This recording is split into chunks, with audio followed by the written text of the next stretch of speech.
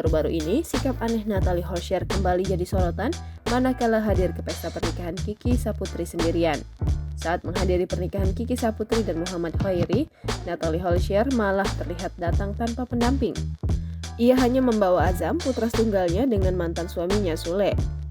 Kini setelah jadi sorotan karena kondangan sendirian tanpa Faris, Natalie Holscher malah ngaku pacaran dengan Kenta Yamaguchi. Natalie Holscher bahkan tak segan video call dengan orang tua Kenta yang tinggal di Jepang. Bahkan Kenta sampai menelpon ibunya yang tinggal di Jepang. Ia melakukan video call dengan ibunya untuk memperkenalkan Natalie Holscher yang saat itu duduk di sampingnya. Pacar dari Faris Utama tersebut merasa jantungnya berdebar lebih cepat setelah mendengar suara ibu dari Kenta yang mengobrol dengan bahasa Jepang.